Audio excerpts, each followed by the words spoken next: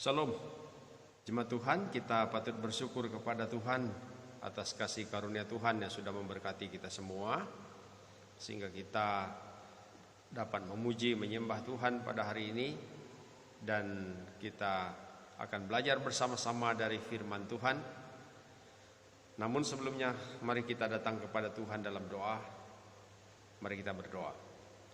Bapa di sorga, kami bersyukur kepada Tuhan pada pagi hari yang indah ini, atas kasih karunia Tuhan yang sudah memberkati setiap pribadi kami, setiap keluarga kami, sehingga kami menikmati kekuatan, kesehatan, kemenangan yang Tuhan anugerahkan kepada kami. Kami dapat menikmati hadirat Tuhan, memuji, menyembah Tuhan. Kini saatnya kami akan merenungkan kebenaran firman Tuhan. Oleh karena itu, biarlah kuasa Roh Kudus menolong kami, membuka hati kami, membuka pikiran kami, sehingga kami memahami kebenaran firman-Mu. Urapi hamba dengan hikmat-Mu ya Bapa, sehingga berkata-kata sesuai dengan kehendak-Mu. Biarlah nama Tuhan diagungkan, dipuji, dimuliakan. Nama Tuhan dimasyurkan. Dalam nama Yesus kami berdoa. Amin. Mari kita bersama-sama membuka firman Tuhan dari Injil Matius pasal yang ke-24. Ayat 42 sampai ayat yang ke-44. Sekali lagi, Injil Matius pasal 24 ayat 42 sampai ayat yang ke-44. Saya akan bacakan untuk kita. Karena itu berjaga-jagalah, sebab kamu tidak tahu pada hari mana Tuhanmu datang. Tetapi ketahuilah ini, jika tuan rumah tahu pada waktu mana pada malam hari pencuri akan datang, sudahlah pasti ia berjaga-jaga dan tidak akan membiarkan rumahnya dibongkar. Sebab itu, hendaklah kamu juga siap sedia, karena Anak Manusia datang pada saat yang tidak kamu duga. Kita akan merenungkan firman Tuhan pada hari ini dengan tema berjaga-jaga. Sekali lagi, tema yang kita renungkan berjaga-jaga. Di sini Tuhan Yesus mengajarkan bagaimana tentang kedatangannya yang kedua kali ke dalam dunia ini, bahwa tidak seorang pun yang tahu akan saatnya. Ia akan datang seperti pencuri pada malam hari. Dan dikatakan oleh firman Tuhan, ketika ada dua orang di ladang, maka yang seorang akan diangkat dan yang lain akan ditinggalkan.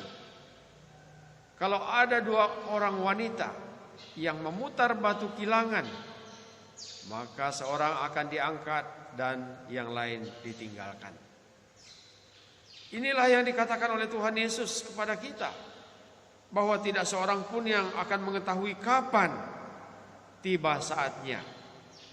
Oleh karena itu, saudara-saudaraku yang kekasih dalam Yesus Kristus, tidak ada cara lain untuk mempersiapkan diri, untuk mengantisipasi kedatangan Tuhan Yesus yang kedua kali, selain selalu berjaga-jaga. Kita harus selalu berjaga-jaga, karena tidak seorang pun yang tahu kapan waktunya akan tiba. Jemaat Tuhan yang dikasihi oleh Yesus Kristus, bagaimana kita berjaga-jaga?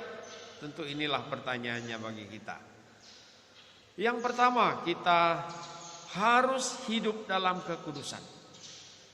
Hiduplah dalam kekudusan, karena firman Tuhan berkata kepada kita, tanpa kekudusan tidak seorang pun yang dapat melihat Tuhan. Tanpa kekudusan tidak seorang pun yang berkenan kepada Tuhan. Dan tanpa kekudusan tidak seorang pun yang siap menantikan kedatangan Tuhan Yesus kedua kali ke dalam dunia ini. Oleh karena itu, untuk berjaga-jaga, mempersiapkan diri, menantikan kedatangan Tuhan Yesus, mutlak harus hidup dalam kekudusan. Tuhan Yesus memberi contoh bahwa pada zaman Nuh, manusia hidup di dalam kejahatan, hidup dalam dosa, kawin mengawinkan, makan mabuk-mabukan, sehingga Tuhan murka terhadap mereka dan manusia dimusnahkan pada waktu itu dengan air bah. Hanya Nuh yang selalu hidup saleh, Nuh dan keluarganya yang hidup suci di hadapan Tuhan. Hanya mereka yang diselamatkan oleh Tuhan. Demikian juga Lot adalah seorang yang takut akan Tuhan. Dan manusia pada zamannya hidup dalam kejahatan, hidup dalam kebobrokan moral, sehingga manusia pada waktu itu dimusnahkan. Dan Lot beserta kedua anaknya diselamatkan oleh Tuhan. Inilah saudara-saudaraku yang kekasih dalam Tuhan. Kedatangan Tuhan Yesus kembali akan terjadi seperti itu. Bahwa ketika manusia tidak siap dan hidup dalam dosa, maka kedatangan Tuhan Yesus kedua kali akan terjadi seperti jerat terhadap manusia. Ada yang terangkat, ada yang tinggal. Oleh karena itu, marilah kita menjadi orang percaya yang sungguh-sungguh, selalu siap sedia, selalu berjaga-jaga dengan hidup kudus di hadapan Tuhan. Kemudian yang kedua, bagaimana cara kita berjaga-jaga untuk selalu siap menantikan kedatangan Tuhan Yesus kedua kali ke dalam dunia ini? Milikilah iman yang teguh. Milikilah iman yang teguh. Iman yang teguh adalah iman yang tidak goyah. Iman yang tidak dapat diombang-ambingkan oleh ajaran-ajaran sesat. Pada masa ini, lebih-lebih di saat COVID-19 ini, begitu banyak penyesat yang datang, yang muncul. Iblis bekerja antar gereja, sehingga ada gereja yang mengklaim bahwa hanya gereja mereka yang benar. Gereja mereka lah gereja Tuhan. Sehingga ada yang menamakan gerejanya gereja Tuhan yang Maha Kuasa. Sekali lagi, gereja Tuhan yang Maha Kuasa, itulah nama gerejanya. Dipakai oleh iblis dan pendetanya mengaku bahwa dialah pendeta yang benar. Dia pendeta yang sungguh-sungguh dipakai oleh Tuhan. Dan pada saat ini ada seorang yang dilantik dengan mendapat gelar Bapak Gereja Alkitab Allah Esa Yesus Kristus. Sekali lagi gelarnya Bapak Gereja Alkitab Allah Esa Yesus Kristus. Siapa orangnya? Pendeta Henry Tandianta. Ini penyesat yang muncul sekarang ini. Mengapa mereka disebut ajaran sesat? Mengapa mereka disebut penyesat? Karena kita lihatlah kepada doktrinnya. Doktrinnya atau ajarannya tidak sesuai dengan kebenaran firman Tuhan. Doktrin yang pertama, mereka tidak mengakui Allah Tritunggal. Mereka tidak mengakui Allah Bapa, Anak, dan Roh Kudus. Kemudian yang kedua, mereka memiliki Injil yang lain di luar Alkitab. Mereka mengakui bahwa ada kitab lain lagi yang sama nilainya dengan Alkitab. Kemudian yang ketiga, mereka tidak mengakui pengorbanan Yesus Kristus sebagai pengorbanan yang sempurna untuk menyelamatkan manusia dari dosa. Dan yang keempat, mereka tidak mengakui surat-surat Paulus adalah firman Allah yang diilhamkan oleh Roh Kudus. Kemudian mereka berkata bahwa Roh Kudus yang dicurahkan atas manusia yang percaya kepada Tuhan sudah ditarik oleh Allah dan diberikan kepada mereka yang menjadi anggota gereja Tuhan yang Maha Kuasa. Kemudian yang keenam, ini yang paling parah. Ini yang paling aneh, yaitu dikatakan bahwa Tuhan Yesus sudah datang untuk kedua kalinya. Dan pada saat ini Tuhan Yesus berada di Tiongkok, Cina, dan dia adalah wujud seorang perempuan. Nah, ini ajaran sesat yang sungguh aneh dan pengikutnya sudah cukup banyak. Jemaat Tuhan yang kekasih dalam Yesus Kristus, iblis bekerja luar biasa di antara manusia, di antara orang percaya. Jadi iblis ini lebih licik muncul dari tengah-tengah gereja, sehingga banyak orang-orang yang percaya akan disesatkan. Oleh karena itu, saudara-saudaraku yang kekasih dalam Tuhan, firman Tuhan 1 Yohanes pasal 4 ayat 1. Saudara-saudaraku yang kekasih, janganlah percaya kepada setiap roh, tetapi ujilah roh-roh itu, apakah mereka berasal dari Allah. Sebab banyak nabi-nabi palsu yang muncul dan pergi ke seluruh dunia. Oleh karena itu, bagaimana kita menjadi orang percaya yang selalu berjaga-jaga, selalu siap sedia menantikan kedatangan Tuhan? Mari kita sungguh-sungguh memiliki iman yang teguh, iman yang tidak tergoncangkan. Kemudian yang ketiga, bagaimana menjadi orang percaya yang selalu berjaga-jaga? Hidup taat melakukan segala perintah Tuhan. Hidup taat melakukan segala perintah Tuhan. Apa perintah Tuhan? Mengasihi Tuhan dengan segenap hati. Bagaimana kita mengasihi Tuhan dengan segenap hati? Taat setialah beribadah kepada Tuhan. Taat setia berdoa. Taat setia membaca firman Tuhan.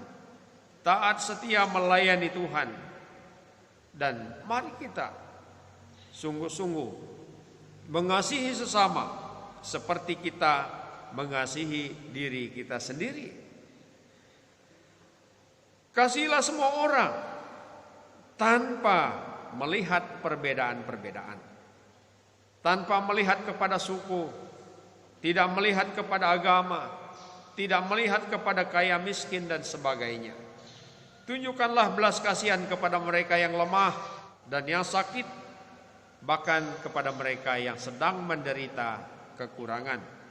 Maka kita melakukan apa yang diperintahkan oleh Tuhan kepada kita.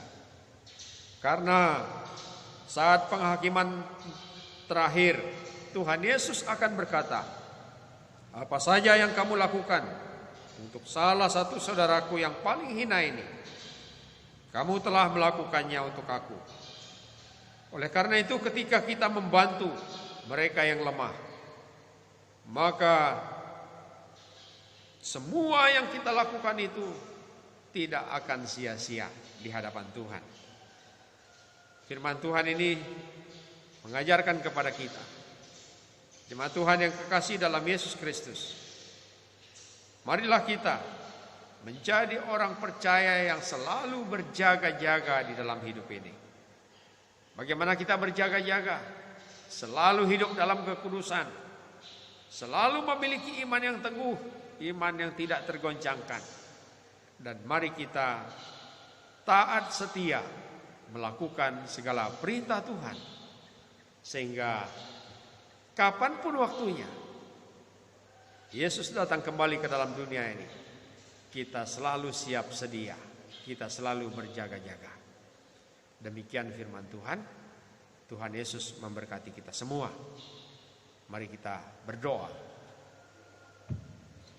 Bapa di surga, kami bersyukur atas kasih anugerah Tuhan yang memberkati kami.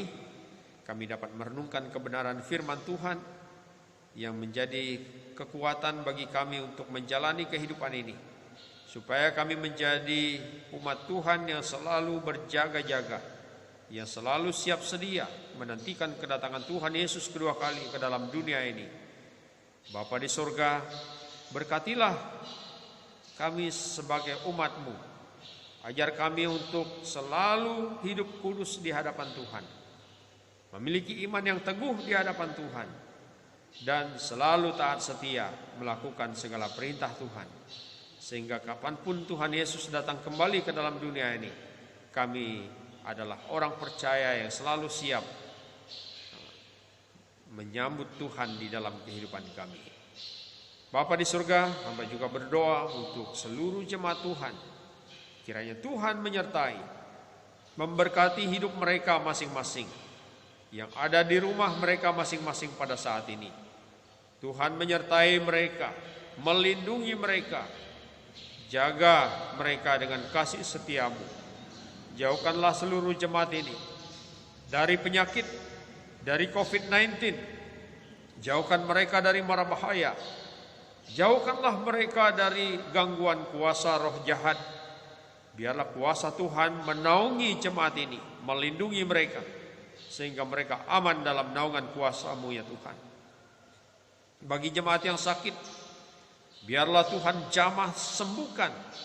Biarlah oleh kuasa dalam nama Yesus mereka diberi kemenangan, diberi kesembuhan yang sempurna.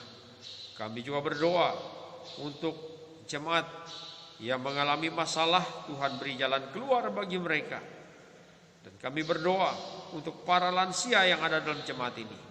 Karuniakan penghiburan, sukacita, damai sejahtera, iman yang teguh. Karuniakan pengharapan bagi mereka. Biarlah mereka menikmati pemeliharaan Tuhan yang sempurna. Ibu-ibu hamil, Tuhan berkati kesehatan mereka selama masa hamil. Berkati janin supaya bertumbuh dengan sempurna. Pada waktunya mereka melahirkan dengan kuat sehat, dengan sukacita yang berasal dari Tuhan. Bapa, berkati seluruh jemaat dalam pekerjaan, usaha-usaha yang mereka lakukan.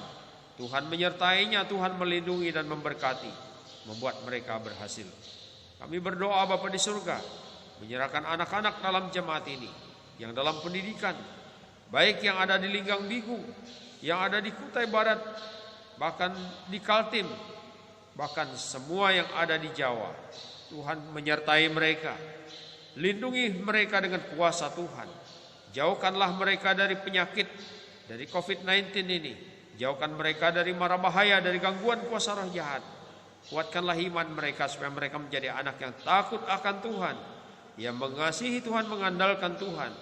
Buatlah mereka berhasil dalam meraih cita-cita mereka ya Tuhan. Kami berdoa untuk bangsa dan negara kami. Berkatilah Bapak Presiden dan jajaran pemerintah supaya mereka diberi hikmat, kekuatan, kemampuan untuk berjuang mengatasi COVID-19 ini Bapak.